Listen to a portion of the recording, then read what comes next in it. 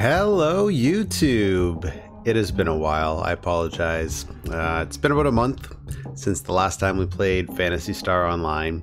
Lots been going on, but I think things are starting to settle down a bit. Truth be told, I got another little one on the way, so if you were wondering why I moved everything from my original office down to this sort of basement area, well, that's why. So it means that for the last month or so I've been really kind of tied up just trying to get things sort of in order for that, and it's been very time consuming. On top of just those duties, been working a lot at some other part-time jobs and things just to kind of keep things you know, stay in the black a little bit. It's tiring.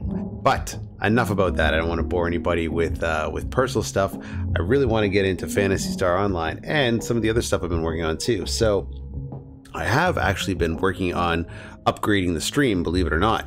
So the one thing that I purchased is this nifty little device. So about a week or so ago, there was Amazon Prime Day, and I looked through some of the things that they had on sale. I really wasn't too interested in a lot of the products they had going on, but this thing really intrigued me. So I figured, okay, I'll read a couple of reviews, I'll give it a try.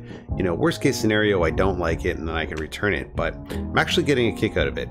It's, I'll show you what it looks like in a minute, but just let me show you what I'm talking about. So it's the Elgato Stream Deck. And what that is it's this small little handheld device. It's what I have here right now. Let me just bring it up. It's quite tiny, quite compact. And you'll see that it has all of these little tactile buttons on it. Let me see if I can just get it so it's non-glaring so you can see it. And those are all customizable, and you can set them to every function on OBS and Elgato, and it's just really handy for streaming. So, you know, for instance, if I want to go to the main gaming screen, I will just push this button right here, and we go to the main gaming screen. If I want to go back to the full camera, I just go right here. Now, I did have another device that did something similar, but it didn't have this sort of visual appeal, and that was that little hand cradle that I had all the buttons mapped to. So I'm really enjoying this. You can add animated GIFs, you can add small little movie files for your buttons as well. You could also add folders, so say that you had a bunch of button combinations that you wanted to put onto one particular button. You click that, the folder opens, and then you're allowed to access all of the button mapping for that particular folder. So really neat little device. A little bit more expensive than I'd like. I think the price I paid for it, which was the sale price, even that I felt was a bit much for what it does. But apparently you could also map it to things like Adobe. So if you're doing Photoshop, you can do some hotkeys and stuff like that there. But I'm enjoying it so far. I was playing around with it yesterday. It came in yesterday morning, and I was trying it out just to get comfortable with it. It's really intuitive. I'm quite impressed with the product, actually. So that's some of the new addition to the stream, but let's get right to it, and maybe I'll show you a couple of recent pickups. Some people were wondering why I was putting a lot of these little demo videos up recently, and that's because a lot of the things I picked up I've actually been selling pretty much as soon as I've gotten them, and that's just for space purposes, and just I pick up things because I'm curious about them, and then after I play around with them for a little bit, I realize I don't necessarily need to hold on to it. I can't remember what that saying was exactly, but it goes something to the effect that some things are worth having, but nothing is worth keeping. And that's kind of the philosophy I'm trying to live by a little bit. So pick it up, play around with it. Oh yeah, that's cool. Maybe shoot a little video, put it on the YouTube page just to have a little bit of a memory of something that I had in my possession at one point, and then find another home. Hopefully for a little bit more money, which is what's been working out pretty well. So yes, let's get right to the gaming, and then I'll show a couple of things I did hold on to as we go. Okay, so let's fire up our Dreamcast here and see who we could find. We might get lucky. I put a shout out in a couple of the different Facebook chat groups and everything, so hopefully somebody decides to join us.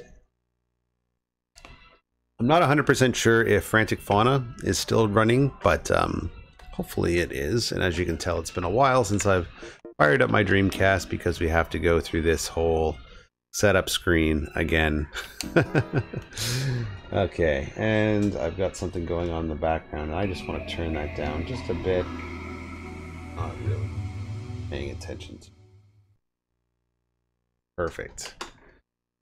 Okay, off to Pioneer we go. Online games, Phantasy Star Online, and Eve's PSO. A couple of people have asked about the hack that I'm using to play all of these games, and it's not a hack. There's two products available right now, and actually one of the products has gotten into a bit of trouble lately, a little bit of controversy. There is the USB GD-ROM, which is what I use. It's a replacement for your laser. You put it in, it's very easy to assemble. It's basically just plug and play. Then you load all of your GDI files rather, onto a USB key, put it in, and you're good to go. It's very, very, very simple. The other product available that does virtually the same thing is the the GD-EMU. And what that is a SD card reader. Now, it's quite coveted because the person that makes it makes a small quantity, announces it on their WordPress site, and then basically it sells out within seconds. He only makes about 10, I guess, and it's first come, first serve. People pre-order. It sometimes takes like 2 months or up to a year to actually arrive. And then, you know, basically the guy goes radio silent for a bit and then posts something on his WordPress file saying that he's got some more available. So it does appear to me to be a nicer looking device in terms of the interface. It has some graphics and stuff like that, so that's kind of neat. But they both function virtually the same. There's not a whole lot of difference between their compatibility or anything like that. So, oh, who do we got here? Kura, Old Ben, Vertigo, and Lo Mein. Okay, I don't know any of those people, but the full house, so you can't really join anyways. Well, let's send out a message. Let's just see. Chat, guild card, choice search any, and who do we know? I think we know all of these people actually. Send mail. Okay, let's just give them an update that we're actually in the lobby. In the lobby, in case anyone wants to join later. Cool. So yeah, the GD-EMU is quite a popular device. It's quite coveted. Oh, hey. Hola. Padre. We haven't played with Padre in a while. But recently it's been getting a lot of attention because it's finally been cloned. Let's just talk to Padre for a second. Feel like jumping in if I start a team. Yes, the GD-EMU has been cloned. It's been cloned for a little bit less than what it goes for on the WordPress site. It's still fairly expensive. Nobody really knows who's cloning it per se. There's a couple of different people out there. And a few people have received it, and they say it works quite fine. Now, it's the version 5.5, which is the current WordPress version. The one issue with it is that it's not official, which means that any updates from firmware that you can get from the official WordPress site, I think he's put a code into it where it's going to basically brick the GD-EMU being the clone GD-EMU. So you really don't want to update it. But that being said, 5.5 apparently is quite stable. There's really not a whole lot of problems with it. Plays every game pretty much perfectly. The updates that I've seen for some of these lately, like the new firmware update, for instance, for the USB GD-ROM, it's really only offering an aesthetic update. Apparently it goes, the blue menu that you see at the front, it'll change it back to black. So it's not really a big deal. Okay, simple mail, received mail. Here we finish up. Some others are looking to get some food after. Okay, cool. Okay, cool. I'm just chilling with Padre.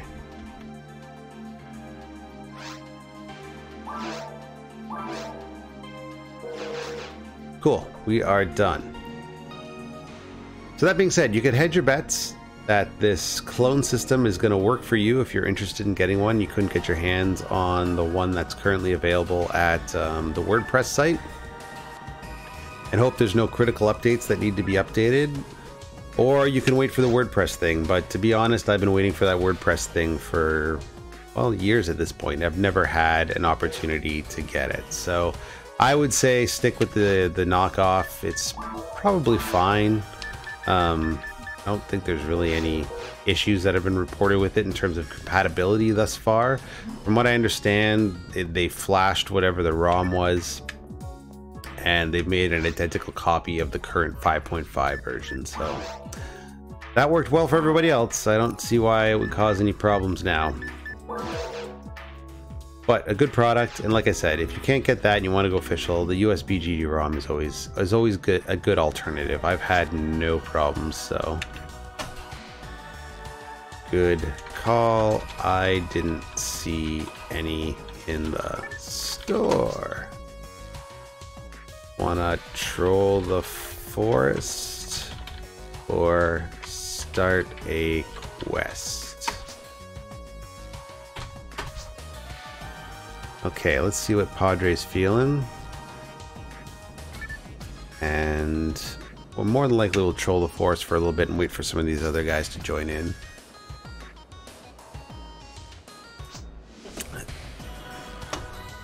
Sure, sounds good. Alright, we can try the season pass one. Why not? Frantic Fauna it is. Frantic Fauna has some good rewards, but I can't remember where to find the mushrooms. I hear they are hidden in different places for everyone. Yes guys, I am back. Like I said in the intro, I've taken a little bit of time off to kind of get caught up on some house things before things get a little bit busy around here. As I kind of articulated a bit earlier, I like Frantic Fauna. Cigarettes, good call. Okay, cool. Let's wait for all of our members. Cool. I'll do it. Okay. Event. Oh wait, there's no Frantic Fauna.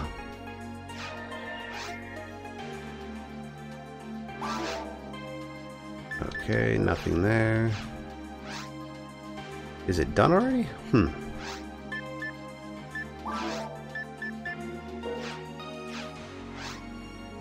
Might be over. Interesting.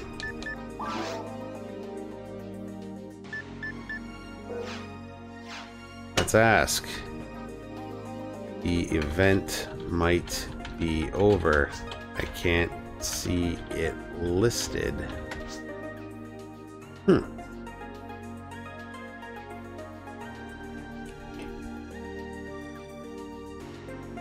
Well, let's see what Padre says. When is the last time you played it? I'm watching you in my Wii U. Awesome. Okay, cool. Cool. That will make things easier. Okay, cool. The event may be over for the season. And sad face. Bong. Alright, well, if the event is over, any other events? Any other quests you like?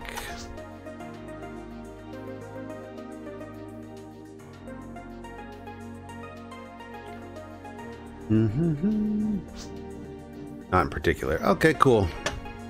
No prob. Let's just do a quickie because oh yeah, that's a good idea. Good idea. Let's roll out. Cool. Alright, so we're on the same page here. Let's just do the forest until some of the other people join. It looks like we might get some other players once they're done their ultimate quest. So that's okay. So yes, if you're interested in the GDMU, there is a website called gdemu.net. And it is not the official GDMU. This is the website for the clone system. It's currently in stock. You can buy it now. Apparently the guy who made the original one is livid. I do not know his name, but from what I understand, he's been posting in some other forums, encouraging people not to buy that product.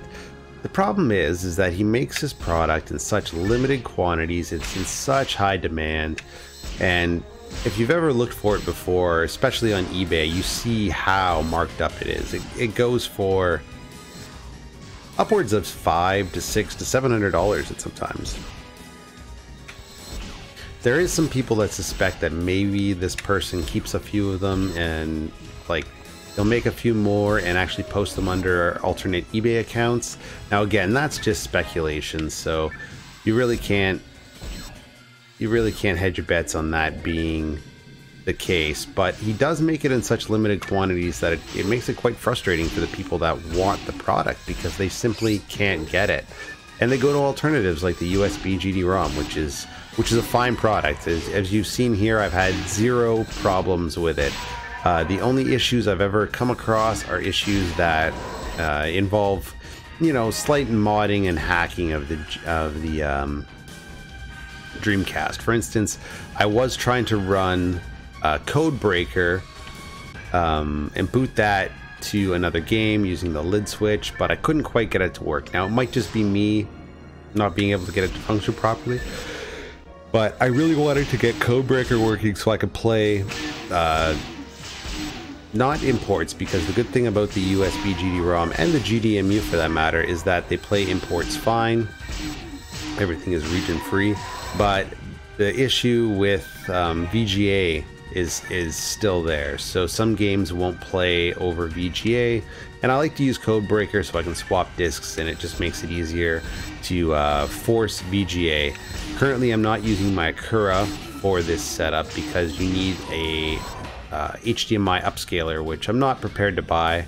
I think it's kind of silly to have to get an upscaler for HDMI when you're using HDMI out. And that's of course because the native resolution of the Dreamcast is 640 by 480, and most capture cards will only recognize a signal of 720 by 480. If you try to plug the Acura directly into things like Elgato, it's just not going to recognize the signal. I've heard that Hop-Hog, I think some versions of the Hop-Hog will recognize it, but don't quote me on it. I think most people that you've seen demonstrate the Acura online are basically just using a FrameMeister, some equivalent to that, to upgrade the signal. Again, I think that's a bit overkill. Right now my setup for converting VGA to HDMI, you know, it's not complicated, but it is quite expensive. It's definitely not something that, you know, a hobbyist should probably do with their setup. If you're fine with just kind of playing the games as is, and even over S-Video, it should do enough. And some people actually have older HD televisions that take a VGA signal, which, depending on your upscaler and your built-in television, you should be fine to just plug the VGA cable directly into your television. Not everybody is there to capture gameplay footage, but since that is kind of primarily what I use this current Dreamcast setup for, it is quite useful to me to have the ability to quickly just sort of turn on my capture card, capture devices, and record video without having to jump through a lot of hoops, you know? The only thing I have to do when I am starting to record is make sure that my Atlone HD 500 is plugged in. Sometimes I'll forget to plug it in, and that kind of causes a bit of an issue. You know, I'll sit there scratching my head why things aren't working, and then it's generally the simplest thing that I've done that causes things not to work. It's the gremlins are quite small and easy to resolve most of the time. The only other bit of Dreamcast news is that Josh Prod has finally put out his next batch of 5 games, and they actually look really good. I'm quite curious about Fade to Black. I actually have that on PC, and to play it on Dreamcast would be fantastic. Now, I think that's supposed to be the spiritual successor to Flashback, another Josh Prod port. You can get those at a couple of different sites. I would suggest getting them from PlayAsia, because I find that their site is much more user-friendly than going through Rush On Games, which is what most people go through. They have a really complicated way of just browsing their store. You have to set up an account in advance and get all your stuff involved, and then you go through some forums or something to that effect. It's not user-friendly is basically what I'm saying.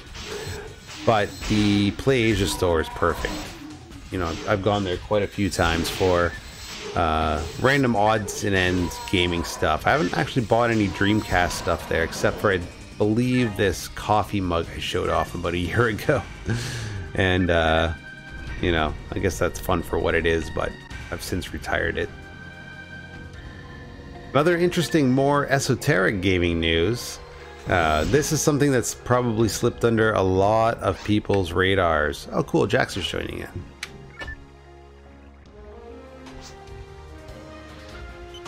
Okay, I'll drop a pipe.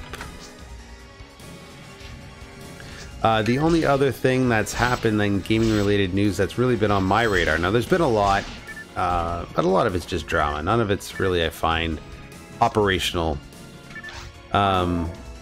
Is that the store for the Ouya store is finally closed. This, no doubt, slipped under everybody's radar. I bet you nobody was paying attention to this except for me. About a week ago, it was announced that the store would be closing, and if you had any downloads, get them now. If you had any paid content, get them now, because it is no longer going to be up. It is going down. And I bet most of you are thinking, the Ouya store, that even went up? Like, the Ouya was a failure. Yes, the Ouya was a failure. Not a lot of people bought it. I have too. I like the system for what it is, especially when you can sideload different content. It's actually quite a powerful little gaming device and media streaming device. It's quite handy to have around. It's very compatible with most third-party USB, Bluetooth, and wireless devices. Not a lot of problem. But yes, the store has finally gone down. Up until this point, you were able to download emulators and other free content, mostly Flash-based games, from the Ouya store. You're also able to get some paid content that was available. And that's done. It's the end of an era for sure. The Ouya now is a legacy console. It is not being supported by Ouya. I don't believe there's going to be any more firmware updates. It's done. It is in the hands of the fans at this point, and I really like it. I know that other systems such as the Raspberry Pi, which isn't a system, it's just a computer that most people use for emulation purposes, but that's kind of become the standard. But for a while there, the Ouya was being touted as the next emulation device. It was quite powerful. It handled emulators quite well. I had no issues with many of them. The onboard storage needed to be upgraded a little bit.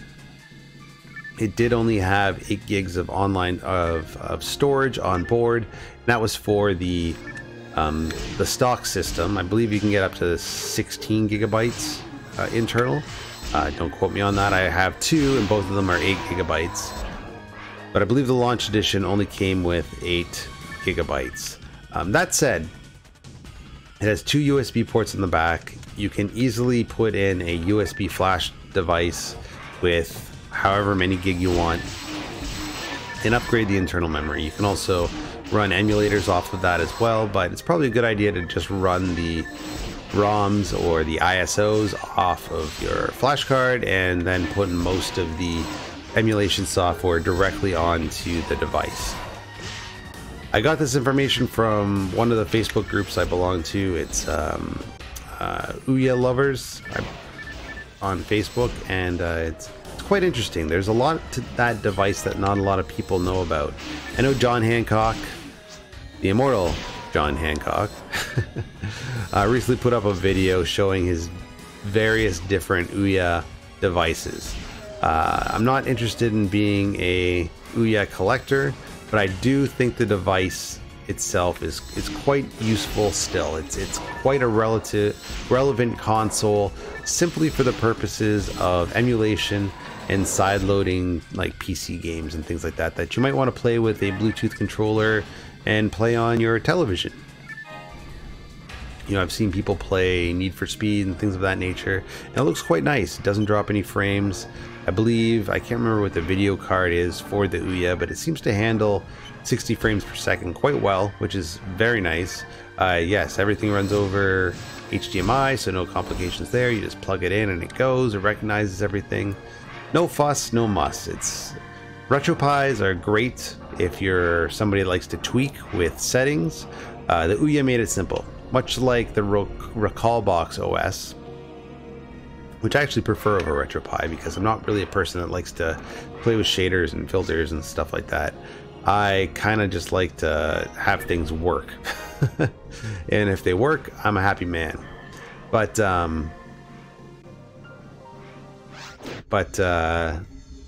yeah, it's a pretty handy little console to have around. It's only about yay big. You can throw it in your bag if you're going somewhere.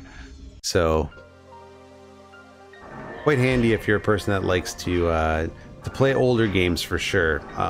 You know, if you're a person that, you know, like me, for instance, I have a lot of Nintendo games. I have very few Super Nintendo games. I actually sold quite a few. I love the Super Nintendo for its RPGs, some of its fighting games. I was never really big into fighting games, but you can't go wrong with Street Fighter 2. Oh, I apologize for yawning. It's been a long couple days. But you can't really go wrong with Street Fighter 2. It's still a fantastic game to this day. It's kind of a perfect fighting game, actually. It's an excellent port. But beyond that, I was never really a fan of sports games, never really a fan of racing games. The latest image, actually, going back to Dreamcast and Dreamcast-related news, is the update for DreamPi. Now you can get version 1.7, and 1.7 has fixed a couple of bugs, including the ability to connect to NFL 2K1 and I believe World Series Baseball. So now you can connect to that just automatically by plugging in your DreamPi. No issues. And Potter's saying Wizardry on SNES is great. I can't remember playing it. I think I played Wizardry and Wizardry 2 for the Nintendo, and that was about it. But I never played it for the Super Nintendo. It's actually one of those games that, you know, I'm a little bit of a purist when it comes to certain games, and that was a PC title originally, and I've played it numerous times on PC. I like it for what it is. It's not a perfect game by any means, but it's if you grew up during that era, it's fun. I think most people that would be trying to play it nowadays that have not played it previously, not played it before, and don't have any nostalgia for it, couldn't really get into it. Much like the original versions of Might and Magic, which I also enjoy quite a bit. Those are a hard game to play nowadays. They're still fun for me, but I can see how somebody picking up a Might and Magic title now, especially the original ones, would be really disappointed. All right, so Link's taking a break. Jimmy, how you doing, buddy? And Xband, hey, how you doing? Xband comments on the channel quite a bit, but I think our regions are a bit different. It seems to be that I can't get on when I'm playing, but generally I get on quite late anyways, so that's an issue for most people. So yes, update your DreamPi if you haven't already and you want to play World Series Baseball and NFL 2K1. It's both fantastic games. Dreamcast, as much as I said I don't really like sports games, Dreamcast had excellent sports games. I do not know how to play football at all, but NFL 2K is amazing. I haven't played World Series Baseball online, but it looks like a lot of fun. Quite detailed. Baseball for me is a much easier game to understand. I don't really understand the rules of football that well. I know the basic concept, but I'm not a baseball fan, so, or sorry, I'm not a football fan, so it's a little challenging for me to get into it. I can see how if you're a hardcore football fanatic, those games would be a lot of fun, but you know, I don't have a team. I know most of the rules, but not all of the rules. So I just kind of pick it up and play and get as far as I possibly can. Okay, bang, bang, bang. Alright, can we get through here? No, we can't. Okay, we gotta unlock that somewhere.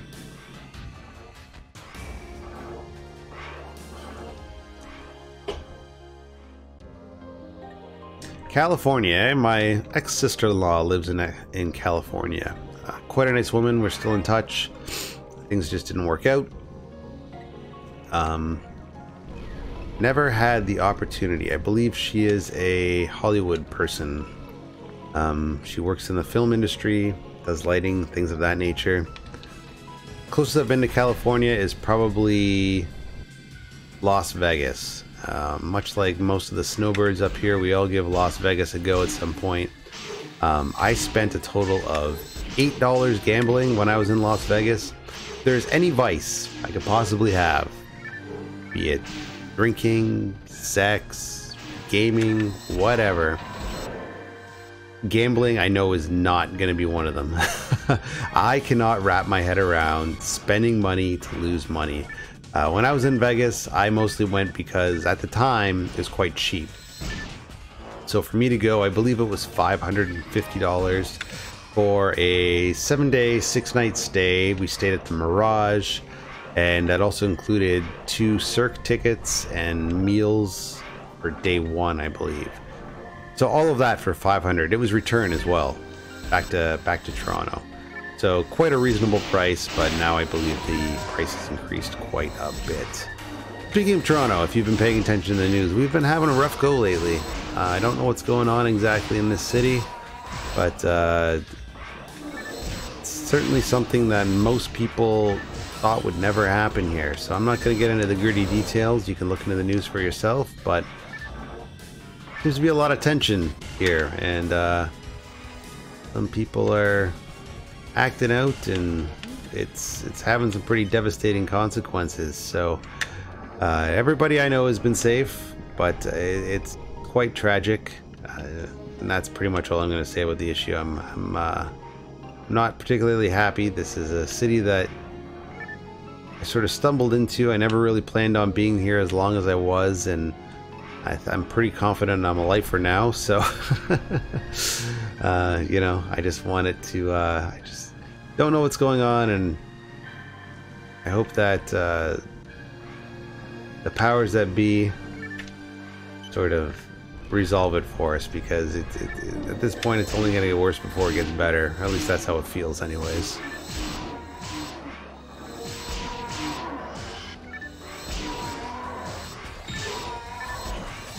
From what I understand, there is a few free dial-up services that you can get, especially in the States, actually. If you're in the States, apparently, and some major areas, there's some free dial-up services that you can access. I would very much suggest checking those out. Trouble in Toronto. Yeah, Padre, I would just look it up in the news. I don't really want to bring it up in the stream. It's not the happiest of circumstances. Okay.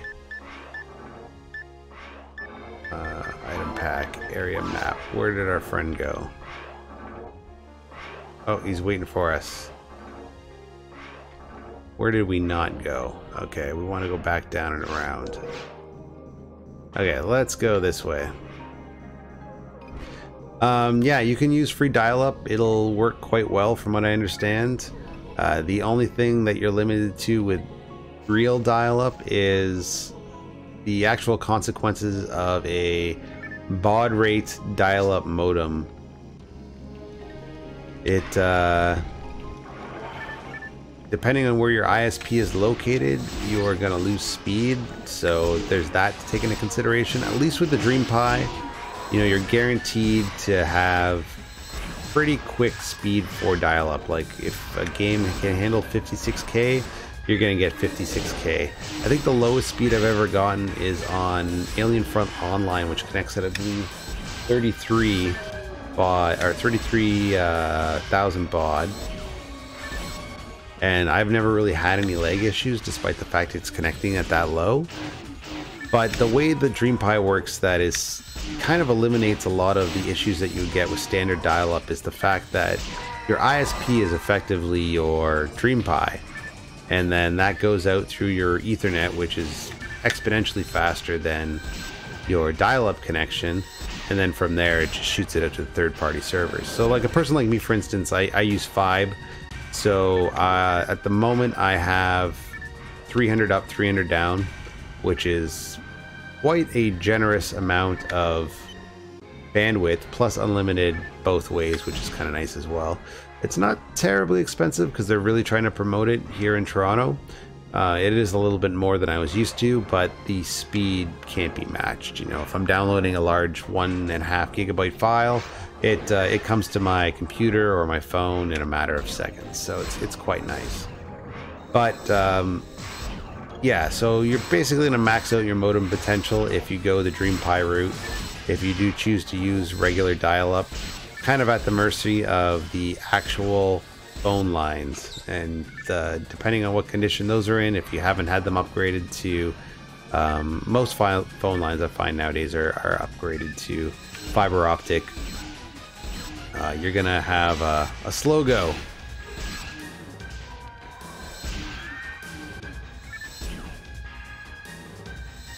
Okay, and Vito, yes, it is an amazing game. I guess I could say it's one of my favorite games, despite the fact that I don't play it as much as I would like. I certainly play it more than any other game. Not my favorite game. My favorite game of all time is probably Fallout 3, but definitely a good one. I've also made a critical decision about Fallout 76, and that decision is I will not be getting it. I just realized I can never play that game. It is going to be far too time consuming. It's going to eat up my entire life, basically, if I want to get anywhere in it. And those are just not games I'm interested in now. You know, as much of an open world to some extent that PSO is, even though it's a bit of a rail shooter to some degree. Like the maps are pretty linear. You know, I could pick up, play the game, and at any point and finish a quick quest, and I don't feel obligated to go any further. So that's always nice.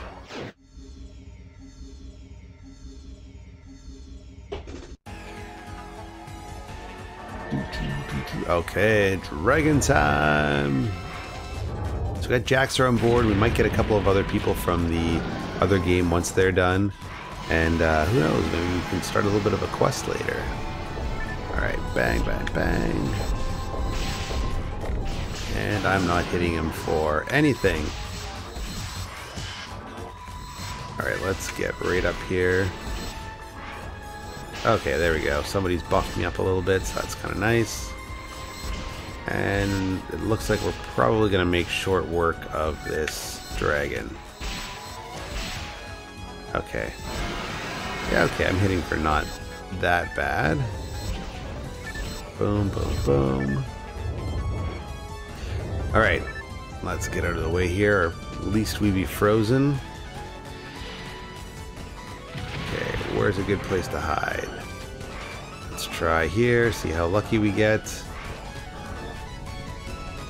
Okay, good stuff. Managed to avoid him so far. Managed to avoid him so far, and now he is going to start spinning. Okay, get to the outside now. Perfect. Okay, wait for him to pop. And drop. Hey, Link, welcome back.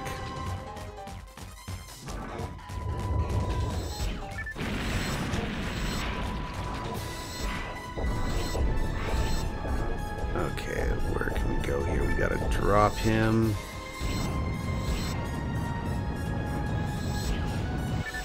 Boom. Okay, sweet. We took care of him. How much I did, I'm not sure, but hey, teamwork, right?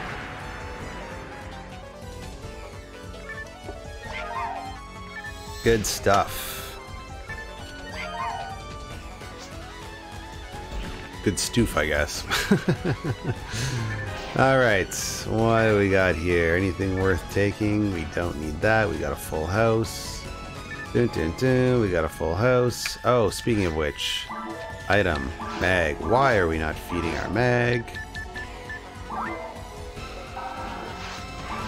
Let's go here, bang, and let's pick up those dimates we keep avoiding. Boom. Okay, cool. Alright, where was that dimate? I think that this was it right here. No, that's a trimate. Here we go. Guess I could always buy them, but hey, I'm cheap. Alright, looks like we're good, so we're gonna make a quick dip back to Pioneer. Anything here worth selling? Trimates. Not really, just garbage, and I got way too much Maceta. So, let's go back to Pioneer and regroup.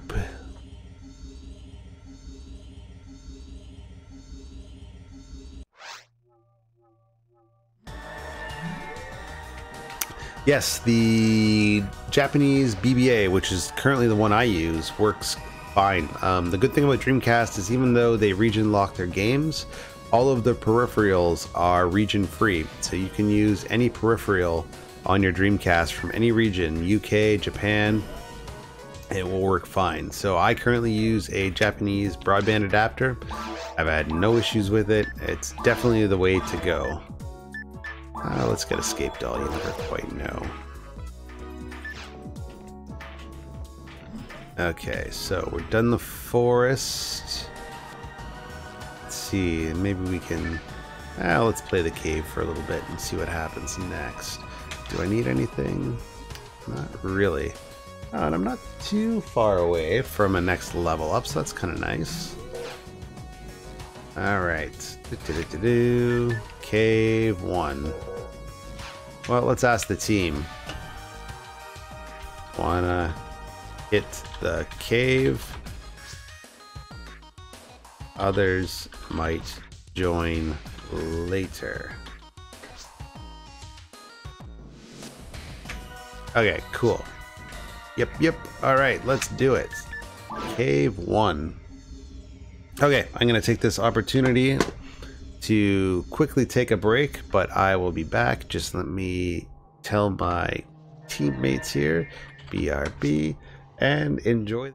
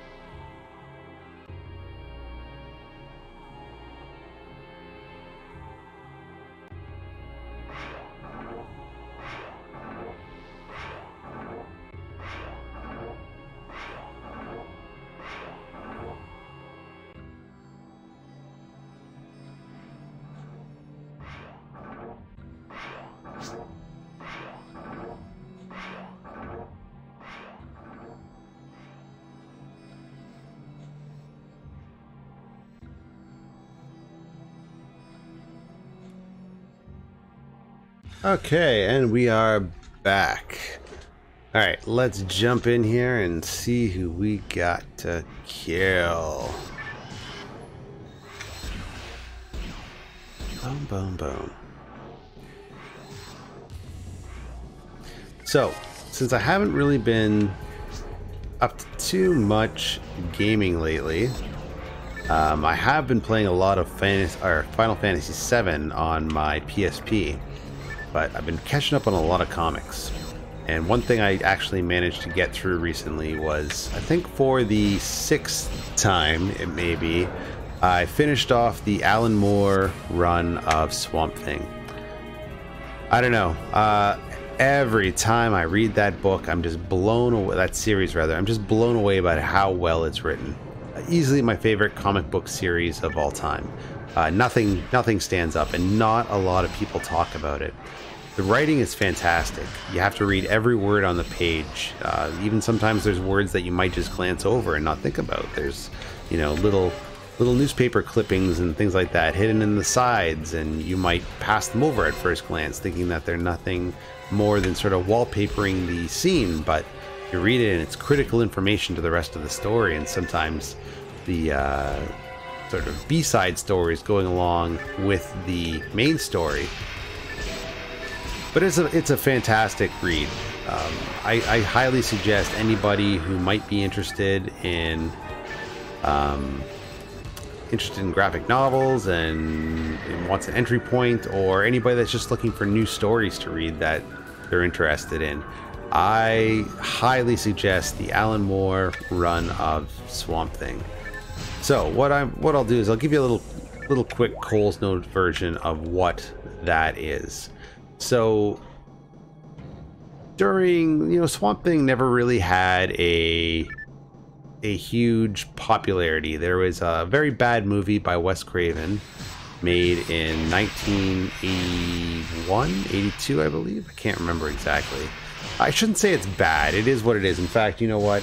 Just in full disclosure, I actually own it on Blu-ray. Scream Factory released it. It's a guilty pleasure of mine. It's not a very good movie, but you know, it tried to be something that it's clearly not. The effects are pretty bad. The character, I think they tried to bring the character that Alan Moore perfected to life. Now, this character for the movie was created before the Alan Moore run, but I see where they're going with it, is what I'm saying. That said, it's not very good. It's kind of sluggish. The costume design doesn't look that great. There's really the end villain fight is extremely cheesy with Arcane, but you know, they tried. Now the sequel is entertaining because it's so bad, but it's also not a good movie by any means. The Return of Swamp Thing. The creature effects are quite good, but the actual story is quite bad. So anyways, those are your two pieces of media that you had prior to the Alan Moore run. So Alan Moore run, it picks up pretty much directly after the Swamp Thing has been killed. The Swamp Thing was shot through the head and is effectively killed. And that's the way the story ends, where the story picks up. Alan Moore's take on it was quite unique. Alan Moore wanted to rewrite the character, but unravel what the character is slowly over time. And the first issue, The Autopsy, is basically just a straight up horror story. It starts with them trying to do an autopsy, a scientist trying to do an autopsy on the Swamp Thing after he's been killed, and they find that, you know, all of the parts of the Swamp Thing don't make any sense. Anatomically, they don't make sense. He has a heart, but it's not a heart. It doesn't circulate anything. It's basically a shadow of what a real heart is. As a brain, but it's not a brain. It doesn't serve any function. All of the internal organs of the Swamp Thing don't make sense. They're just shadows of what the thing thought they should look like. So the question is, what is the Swamp Thing? Well, over the course of a couple stories, you sort of discover that the Swamp Thing traditionally was this scientist who was experimenting with chemicals to sort of merge plant and animal DNA together. And Arcane wanted the technology because he's been obsessed with everlasting life and killed... Oh, shit. Oh, for fuck's sakes, didn't get it in time. Killed him, set him on fire, and while he was on fire, he ran into the swamp, and they figured that the chemicals that got on him when he ran into the swamp merged him with the plants and saved him, and he became the Swamp Thing. But that's not really what happened. The Alan Moore take on it was the chemicals really meant nothing. They didn't do anything. They investigate later to find out the chemicals just didn't work in the Alan Moore run. So what's going on? Well, as the story kind of unravels, you find out that basically the Swamp Thing is a plant who thought he was a man. He absorbed the plant, sort of ate the man, and became sentient and thought he was once Alec Holland, but he's not. Alec Holland's the name of the doctor in Swamp Thing, but in fact he's just a plant who thought he was a man. So where does that leave him? Well, as the story sort of progresses and kind of takes you off into different sort of tangents that all relate to the whole story, even the tangents that you're like, why are we having a story where Swamp Thing is playing around with the characters from the Pog comics? Well, it's all about self-discovery. It's all about the creature sort of understanding what it is, where it came from, and what its purpose is. So, okay, yeah, let's go up this way. So over time, throughout the series, it takes you on a couple of different stories, finds out different sort of powers that it didn't know it had, find out it doesn't even really need a body. In fact, for the last volume, volume 6, most of the story is him sort of floating around as just a consciousness. He doesn't even have a body. He lands on different planets and he sort of absorbs the plant material there and creates a body for himself just to explore, but he doesn't even need a body to survive. It's just an elemental consciousness. And I think at the end of it all, the story kind of concludes where it's an old-fashioned, or it's sort of a cliche tale of what it is to be human. But I think what it is that the Swamp Thing never really embraces his humanity, but embraces the fact that he's a swamp elemental living in a human world, and that's kind of where he has to come to terms with. And I don't know, I think it's beautifully written. The story, the love story arc that's going on throughout it with Abigail Cable, who is the daughter of Arcane, is quite interesting. It's quite captivating, actually. Swamp Thing goes to hell not once but twice throughout the series, which might seem like a bit much. But the other interesting piece is that, Alan Moore introduces a lot of B and C tier DC characters to the story, and he uses them in a way where, you know, gives them a bit more personality. They might have been used as sort of just filler characters and like sort of, if you, oh come on, fuck, forgot to heal myself up. You know, you might not think of people like Deadman or the Spectre or the Stranger or anything like that, or even the Floronic Man, who plays a very significant role in the first volume of the comics, and a very small role later on, but nothing too significant, more or less just given forgiveness for what he did.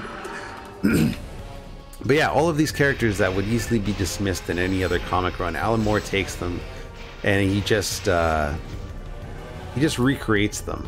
One of the favorite recreations that takes on is that of Etrigan the Demon in Jason Blood. Now I gotta say, I'm not a huge fan. Even when they tried to rewrite the character after the Alan Moore Swamp Thing run, I find the comics really derivative. It pretty much does the same thing every time. It's just demons escape hell, they come to Earth, Jason Blood investigates, things get too hot and heavy, and he summons Etrigan the Demon. So pretty easy stuff, not really that interesting. But in the context of Swamp Thing, as a side character, he's a fantastic character. And speaking of fantastic characters and characters that, you know, I can't say you'd ignore, because this character was actually created within this run of Swamp Thing, this is the first time you get introduced to a very popular comic character who's been portrayed over various different mediums. It's quite interesting in and of his own right, is John Constantine of the Hellblazer series. Now, John Constantine was actually introduced in Swamp Thing, believe it or not. Okay, we need to grab onto these guys. Come on. Jump on. Come on there, buddy. Oh, I guess we're not going through there. Okay, well, let's kill this one instead. And John Constantine kind of plays a guide, more or less. He plays a character who is trying to facilitate the discovery of Swamp Thing, of what he actually is. And he's quite interesting. He definitely plays an asshole, and all of his friends are quite damaged. Something you'd expect from John Constantine. And there's really no redeeming qualities to him. He does a lot of very selfish things, but he does it all because of the greater good. He realizes that him acting this way is good. He's going to lose friends, people are going to die, but it's something that basically just needs to be done. And he's willing to do that in order to get the larger picture. He's doing it for the larger picture. He's not worried about himself.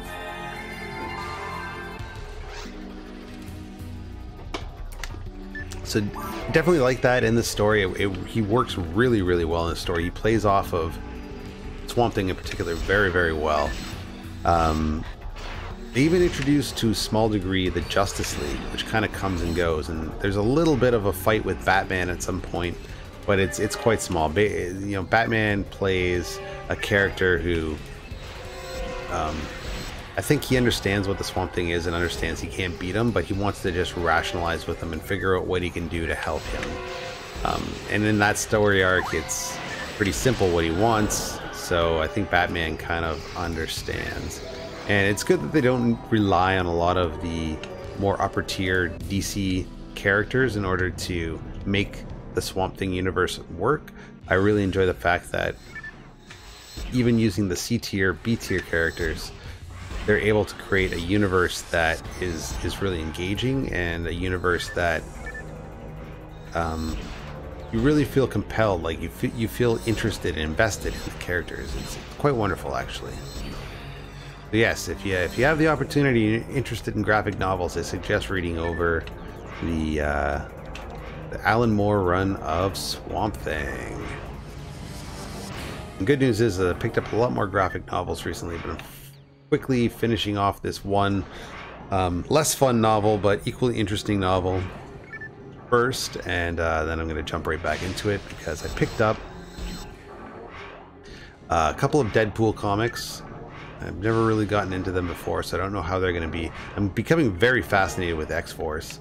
I was never sure what they were about, and then I started to watch a couple of YouTube videos just explaining the X-Force history and the characters and stuff like that, and I never realized that they were such a, like, I just figured they were like a sub-tier X-Men, you know, but, you know, their stories are quite graphic, quite, I don't know, they're not perfect people, let's just put it that way.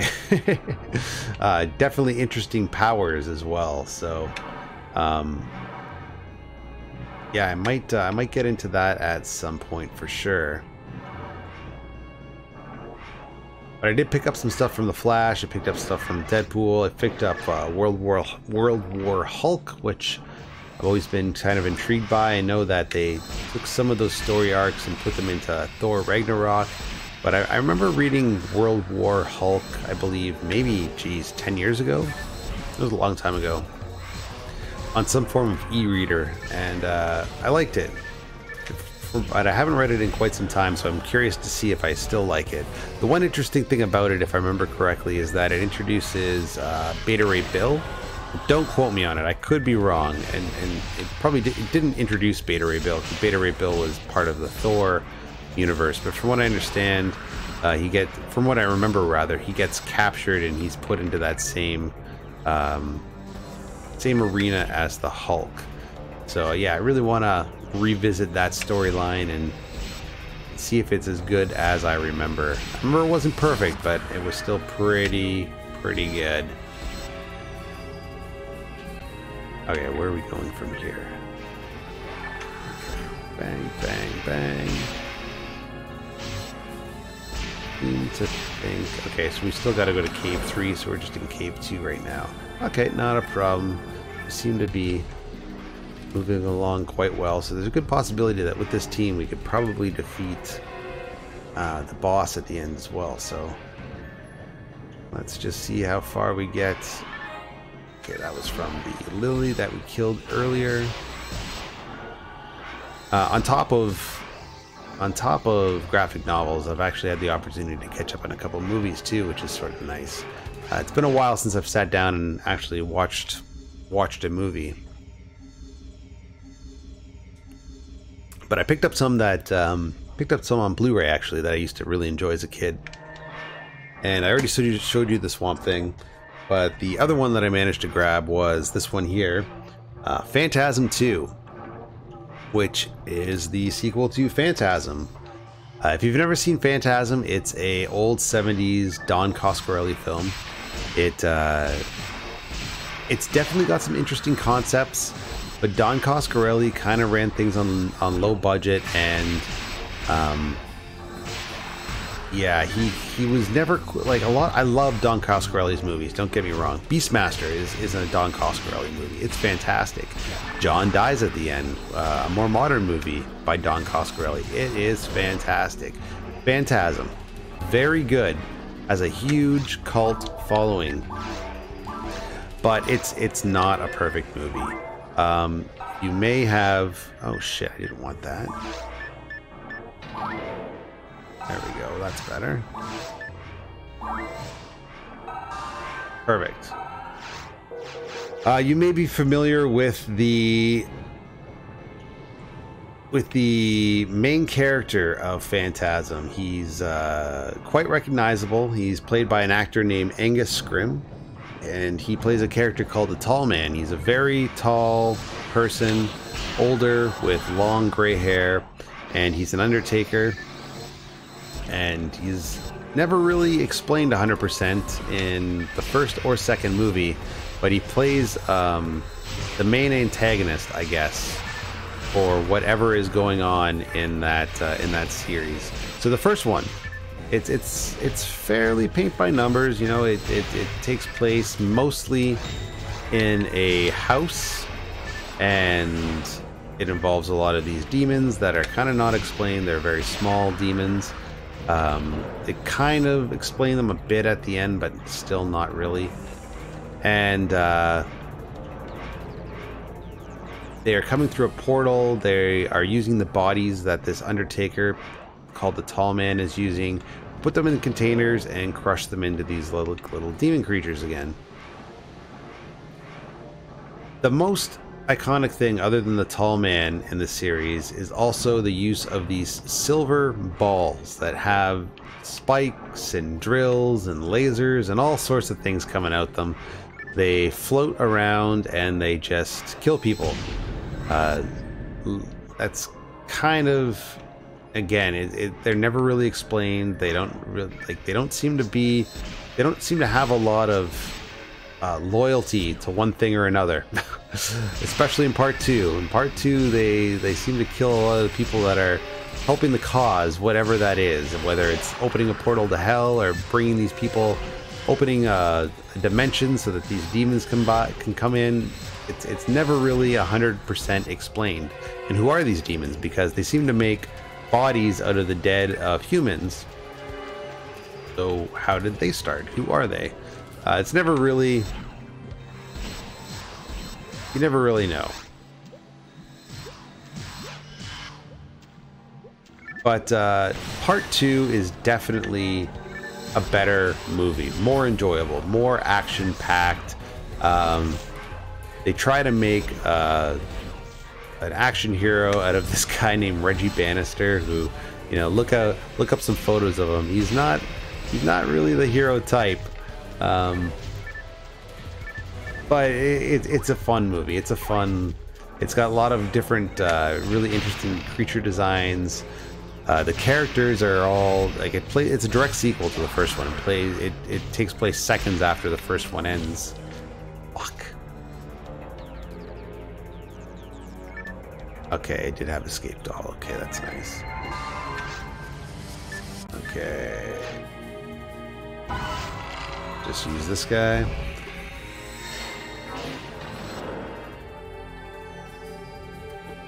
So all the original cast returns, except then it becomes more like you've probably seen a movie called Army of Darkness. Now, Army of Darkness is quite silly compared to Evil Dead. Evil Dead is silly, but Army of Darkness is very silly. And that's how I kind of feel about Phantasm 2. It's sort of the more fun version of Phantasm. It's essentially the same story, and ends more or less the same way, but... Is there one back here? No. Okay. Gotta get this. That's what we gotta get. Okay, cool. Alright, we'll get this. And we'll stand on these guys. No, they don't need me. But it's always been a guilty pleasure of mine for sure. Watched it the other day, kind of in the side of my eye. I've seen it a lot as a kid, so the good thing about it is that, much like a lot of old movies, I don't have to commit a lot of time to them because I kind of already know what's happening. The problem with watching new movies nowadays is that you've got to actually sit down and concentrate on them. And I don't like doing that. Alright, what's going on in the chat, guys? Sorry I'm ignoring you.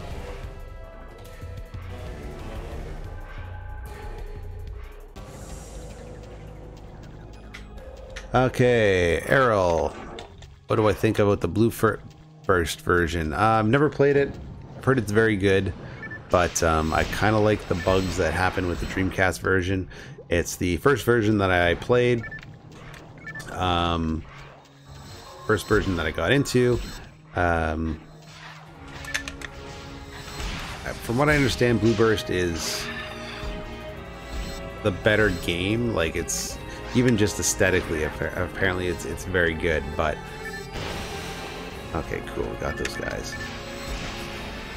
But I'm not here to play Dreamcast on PC. I just really doesn't interest me that much. I kind of like the Dreamcast version because, I don't know, I like the controller, I like the setup, I like the bugs. I like knowing that I can play at this game for an hour, and at any point, it'll crap out on me. It is unforgiving. But yeah, it's kind of what I haven't played it, and I don't really have a whole ton of gaming time either, so another problem. What else we got going on in the chat? Hey, Richie Rich. Octopath Traveler. I've heard many good things about that. I still do not have a Switch. It is on the hit list, but I have not gotten one. I'm sort of holding out for a next version of a Switch, to be quite honest. I know nothing's officially been announced, but it looks like rumors are starting to spread that Nintendo will be releasing a different version of the Switch soon. So I'm going to hold out, and I'm going to hold out in hopes that the newer version is maybe has better battery life, hopefully has a glass screen, although I don't anticipate it will. Okay, we going to Caves 3? No, we're just going to a warp. And some of the other issues that people have been experiencing too, like some people are saying that the screens are starting to, the actual console itself actually is starting to warp, which obviously is not a good thing. Also on top of that, people are saying that the plastic that houses the actual console is starting to crack, and crack in a way that looks like it's a result of overheating, which, you know, that's a design flaw right there. Like, it should, I don't know what the quality control was when they were releasing the Switch, but that should have been picked up really, really early on, and they should have anticipated that if it did get hot, you know, the plastic that they were going to use, or even using a metal shell for that instance, like whatever, just design it so it's not going to fall apart. Because if it's only been out for 2 years and people are reporting that they're starting to crack already, this first generation console, even though it's sold millions and millions of copies, you know, it's not a good sign for people that might want to resell it to upgrade when they do release the second version of the Switch.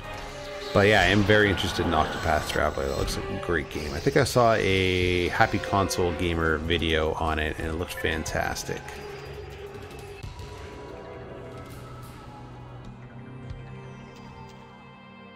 Hey, Charles. Yes, as I was explaining earlier, I apologize for the lack of content in terms of PSO lately, but been concentrating a little bit on some in real life stuff that's been eating up a lot of my time, and fortunately it's meant that I haven't really been able to sit down at a gaming console and do a whole heck of a lot of anything.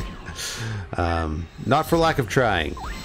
Yeah, it's 10 o'clock at night, or sometimes I'll think about firing it up and playing a game, but realize I'm just beat from working a double the night before. And when I work doubles, it isn't like I'm working 9 to 5 and then working till 11. Like, a lot of the doubles that have been coming off lately have been things like, you know, 11 p.m. till 7 a.m. and then I'll work my 9 to 5, which, when I was a younger man, I didn't mind. I would do that any day of the week. But nowadays, holy smokes, that basically kills me for a good week. But the good news is, after August 13th, I will be taking a month off of work, both jobs, and I will be taking time off my part-time job till January of 2018, and it will mean that I'll have more time to actually play some games and do some more streaming, and hopefully discover some of the new online Dreamcast games that have been coming out as well. There's been quite a few that have been releasing, particularly the sports titles, and I've really wanted to give them a go, but haven't had the opportunity just because of, you know, lack of time, basically. I also have to flash, as I mentioned before, you want to get the new DreamPi image if you're going to be playing those new Dreamcast sports games. But I have not installed it as of yet. I will probably do that the next day or so.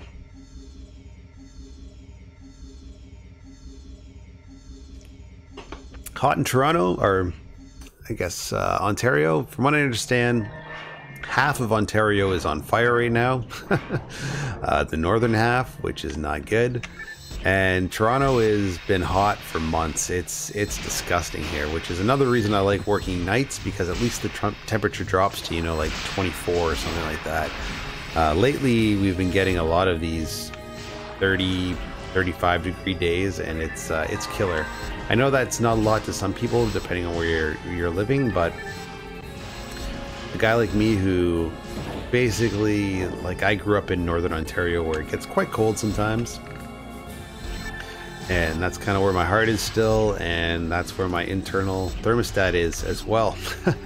I am not a fan of heat. So when it gets above 30, I pretty much just melt. And that's what it's been like in Toronto for the last 2 months. It has not been good. But we're trucking through. We're making it work. Okay, bang, bang, bang. Since I have not got a Switch, but I'm still a huge fan of the DS and 3DS. I finally managed to secure a couple of games that or on my bucket list. So these games were all local that I picked up. Where? Under here. So the first game that I got, which I've been on the hunt for some time now, and I'm very, very, very, very happy to get, is this one right here. I finally got a complete copy of 999 for the DS. I've been talking about that for a while, and I finally ran across a local seller who was getting rid of it for an even 20 bucks. And I met him up downtown, and that was it. I figured 20 bucks is fine for me. Reasonable price for that game. I know you can easily play it on an R4 card, but I do have Virtue's Last Reward, and I also have Zero Time Dilemma as well. So this completes the Zero Escape trilogy. As of now, I'm sure there'll be something on the Switch because it's quite a popular series. And yeah, I'm just quite happy to have it. It's been a game that I've been wanting to stumble upon for quite some time, and just really been disappointed that I haven't had the opportunity to experience it. Fired it up quick. I'm going to try and beat Final Fantasy VII first on the PSP before I get into another game, because I've told myself it's been nearly 20 years since I've had that game, and I still have yet to complete it. There is no excuse. Let's just do it. That said, it is a boring game in parts. And there's a lot of side quests that you can get wrapped up into, which are fine, but I'm not a huge fan of some of these bonus quests that they have in that game. Like a lot of these really time-based, rhythm-based games, little mini games, and I can do them, I'm just not interested in them. So it'll be a bit of a slog to some degree, but I think once I finish it, I can finally just put that on the back burner and be like, okay, I did it, beat Final Fantasy VII. It's been nearly 20 years. It was the second game I ever got for the PlayStation 1 way back in the day. The funny thing was, when I first got my PlayStation, I didn't have a memory card.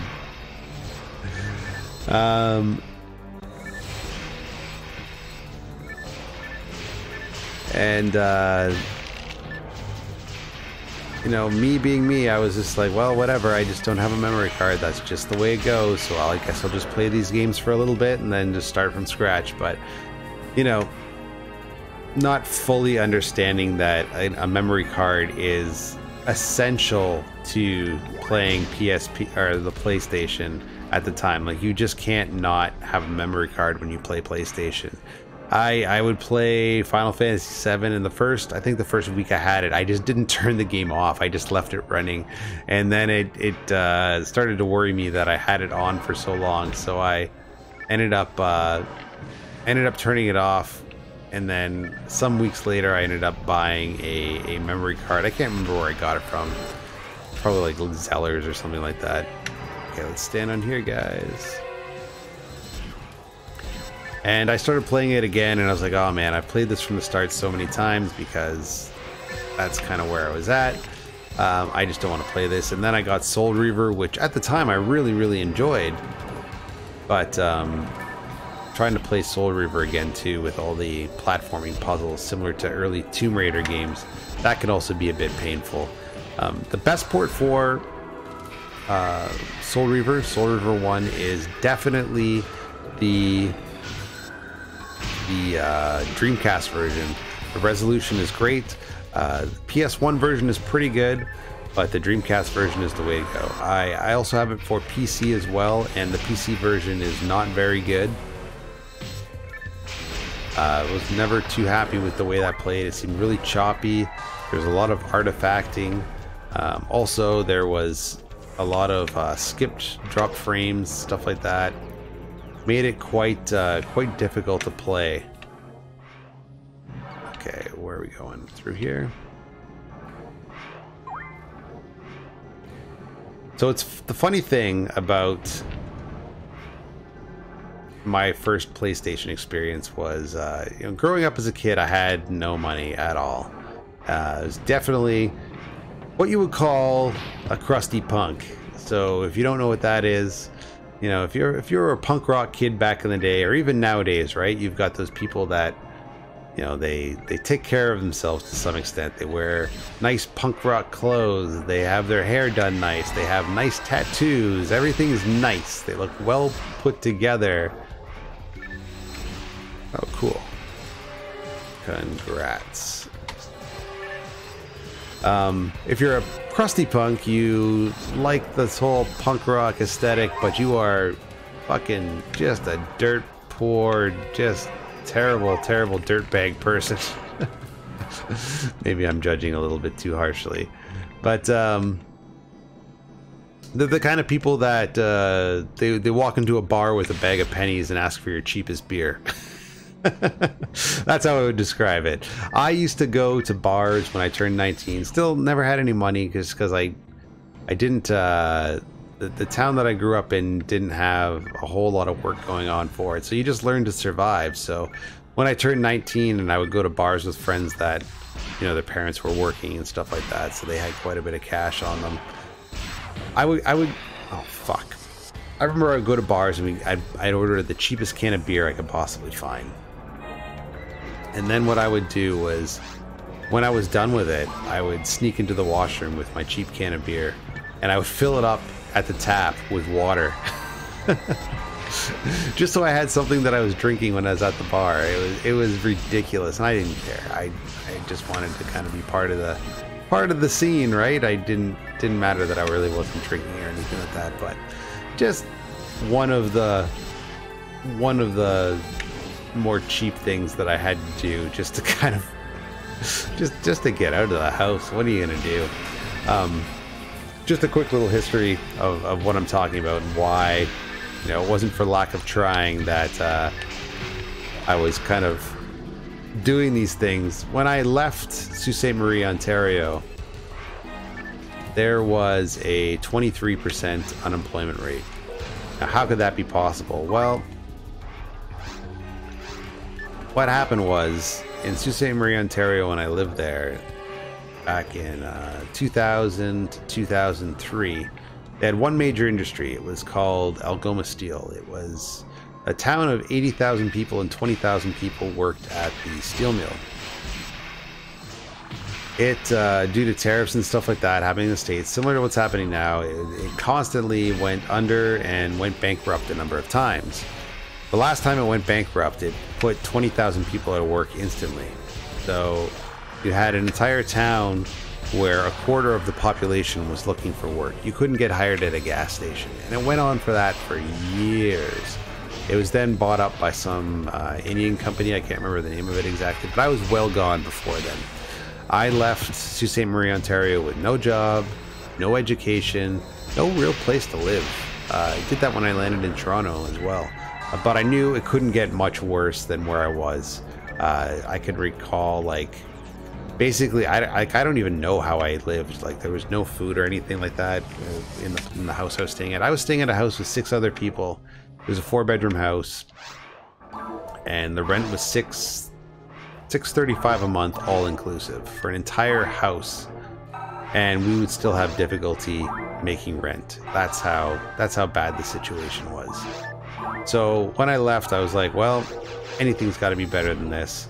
So I left Sault Ste. Marie, Ontario, and I went to Kitchener-Waterloo. And I lived there for a little bit with a lady friend I was dating at the time. And I was amazed. I was like, wow, you can just work at a grocery store? Like, this is great. Now, I didn't work at a grocery store, actually. I remember walking into a CD store and talking with the manager there, and we were just kind of shooting the shit. And then he just decided to hire me. It was great. But it was something that I just could not wrap my head around. Like, this was not an environment that I'm used to. I'm used to just kind of scraping to survive, you know? Like, we never had lunches when we went to school as a kid just because we didn't have any money, because there's 4 of us and my parents sort of triaged resources the best they could. No fault on them. They did the best they could with what they had, but most of the stuff went to my younger siblings, and then we were just kind of expected to figure it out. So it involved a lot of begging and scrounging at school. Wasn't fun, but hey, you look through it through rose-colored glasses, I suppose. Okay, where was I? Yes, moved to Kitchener-Waterloo. And at one point I had 4 jobs. I was just working basically 24/7 because I knew I didn't want to be poor anymore. And the only way to... hard work will set you free, I believe, is what the old saying was. Not a good saying, but that's what you were told. Oh, cool. Kurheim's on board. And unfortunately, I am out of moon atomizers. Item pack. Item.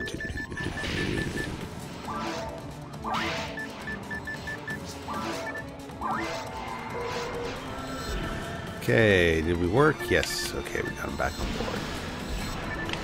board. So sorry, where was I going with this tangent? Crusty Punk, yes. Just kind of articulate what that is. Even when I landed in Toronto, I didn't really have a job or anything, but I still had that bit of a survival instinct. I kind of knew that I was going to figure things out, and I wasn't particularly worried. But yeah, when I got here, there was nothing. Didn't have a job, didn't have anything. I just kind of made it work, and so far things are working out okay. So I can't remember how we got onto the Crusty Punk topic from 999, but anyways, got 999. Quite happy to have it. I'm sure I'll play it at some point. The good thing about the portable stuff is I actually get around to it. All the console stuff, not so much, which is why I'm interested in getting a Switch. But yeah, anything on handheld, I'll definitely give a go. I was playing my Lynx for quite a bit, and I was thinking about upgrading the screen, but I'm starting to have second thoughts. Not that the screen isn't good, the screen looks fantastic, but it's expensive. It's currently out of stock, so I'd have to pay for it and it would arrive at some point. But I don't know how to say it. It's... oh, shit.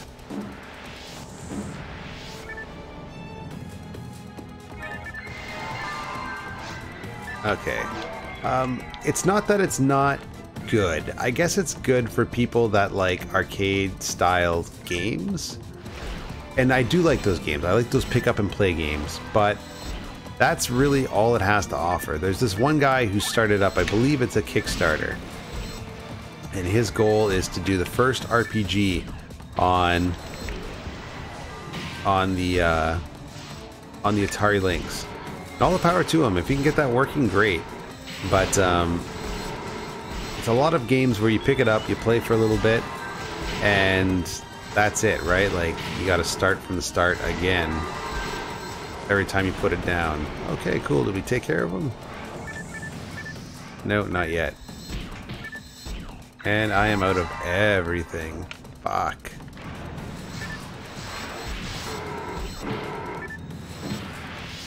Fuck. This is not good.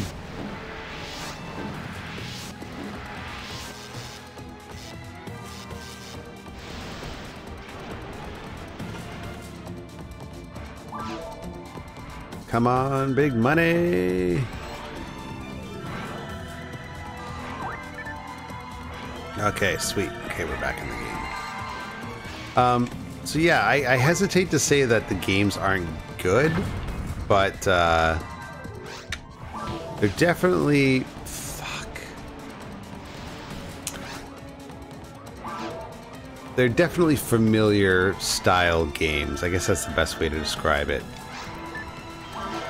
You know, you got a lot of side-scrolling classics and stuff like that. Toki's great. I love playing Toki.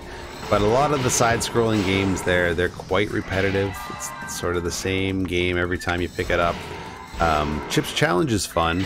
Some of the puzzle games are pretty fun, but it's a lot of the same stuff going on there, and yeah, I kind of get bored of it after a while. So I got to thinking, I was like, okay, I can invest another $200 into my Atari Lynx, but I don't know if it's really worth it, to be quite honest. I think that maybe I'll just leave my Atari Lynx be. It's definitely not like my Game Gear, where I did the McWill mod on that, and I still play that semi-regularly, and it has quite a few good RPGs. Shining Force for Sega Game Gear is fantastic. I beat that not too long ago. But yeah, the links just didn't quite do it for me. And Kuroheim's in-game, that's awesome. Hola! Alright, so let's sell some of this crap here. And let's figure out what we got. Do we have anything good? What do we got? Chainsaw. Absolutely not. Okay, what do we got here? I doubt we're gonna get anything worth keeping, but we'll take a look anyway. Nope. Oh shoot, sorry. I didn't mean to do that. Yes, okay. Do you want to equip it now? Absolutely not. Holy smokes, what is with all of these chainsaws?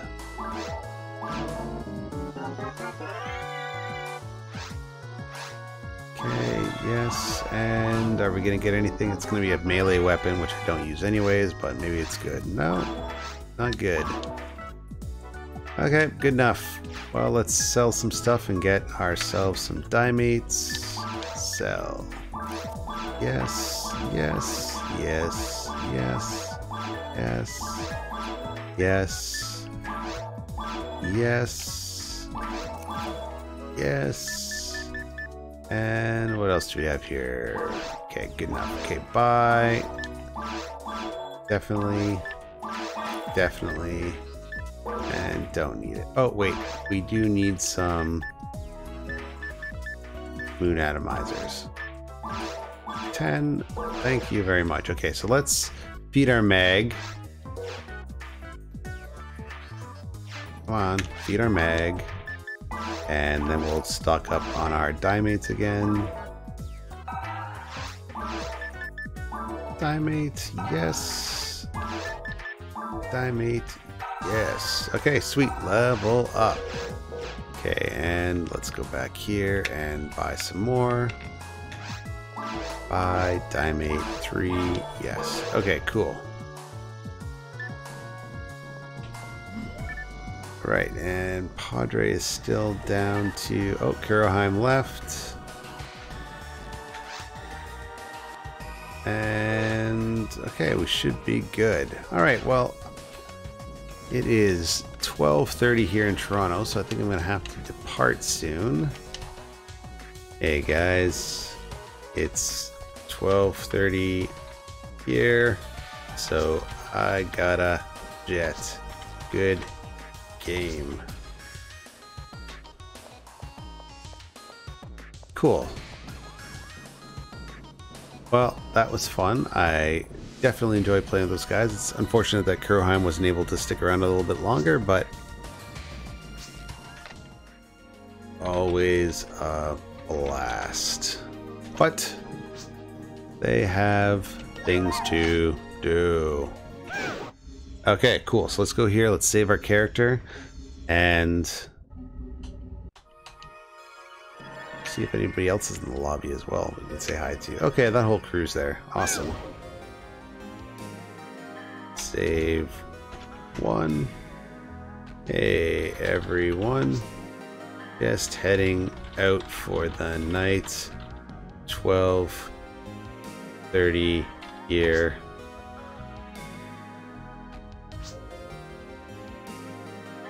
Night all.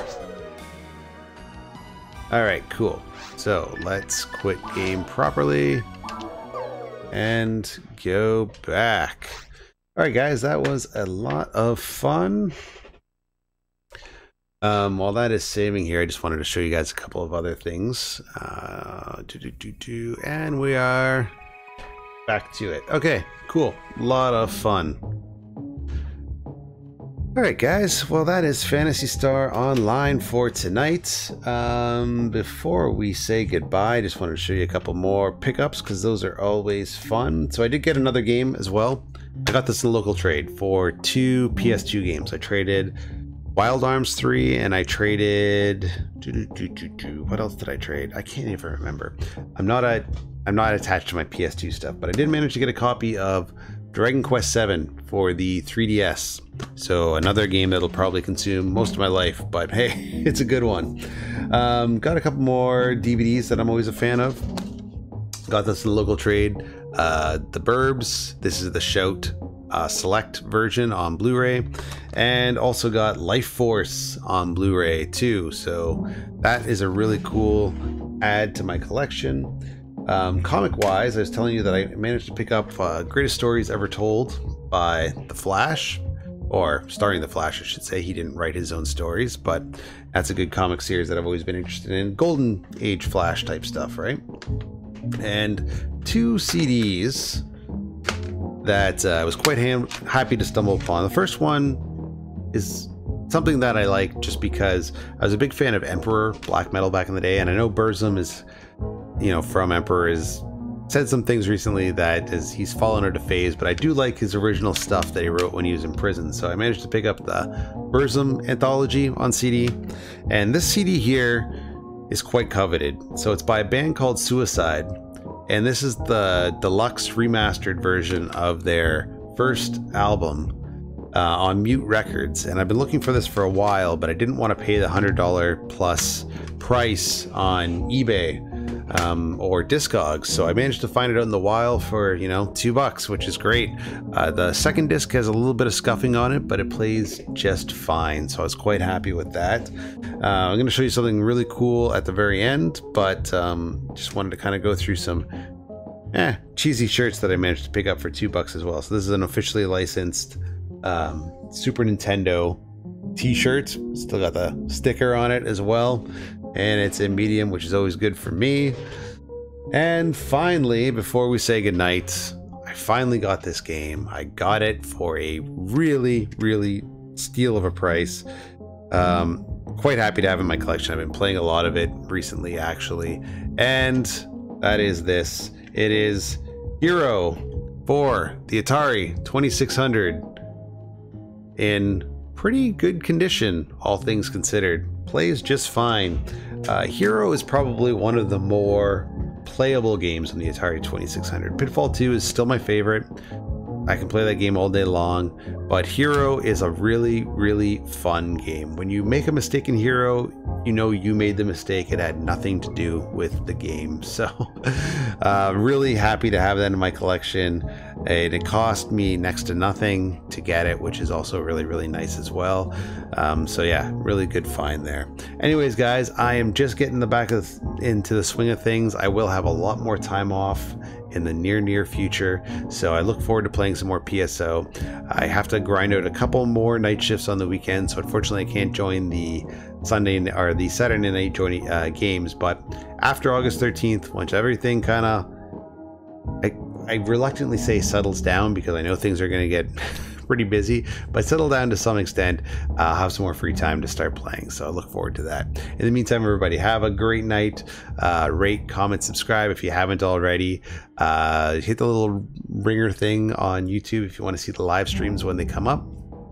And yeah, just be good, enjoy life. It's been rough here in Toronto recently, so be good to each other, as Bill and Ted always say. Peace.